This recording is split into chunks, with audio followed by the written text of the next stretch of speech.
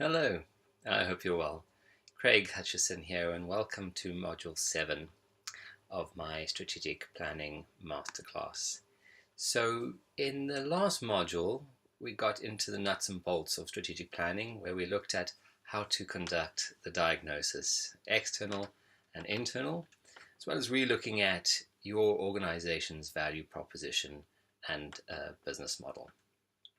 That's provided you with the knowledge, all the current and up-to-date knowledge that you now need to put in place or to set or to discuss and decide on your battlegrounds, and within those battlegrounds, your ambitions.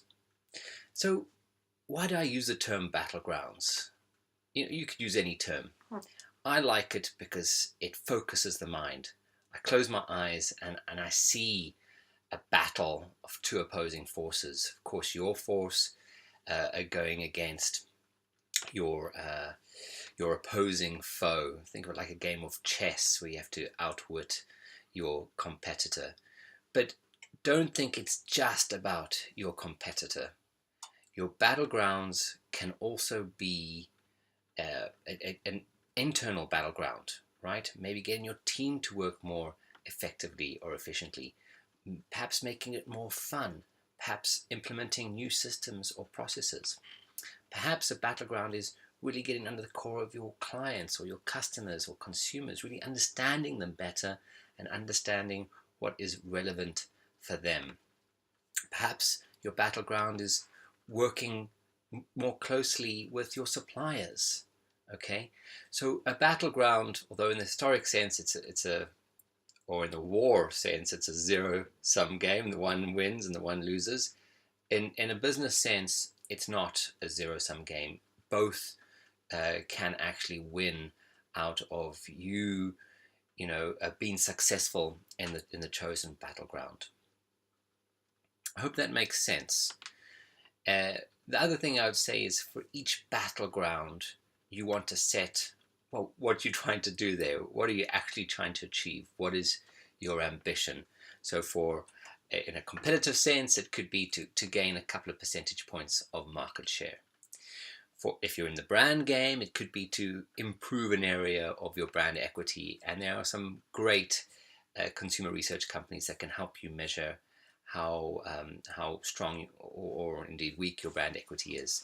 If it's internal, you can set KPIs on how you want your team, your employees to feel, and you can test that through surveys.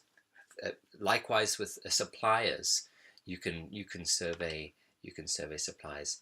So battlegrounds can be a wide number of areas.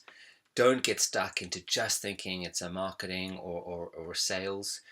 As I said, it can be something softer. It can be something to do with your culture, something internal.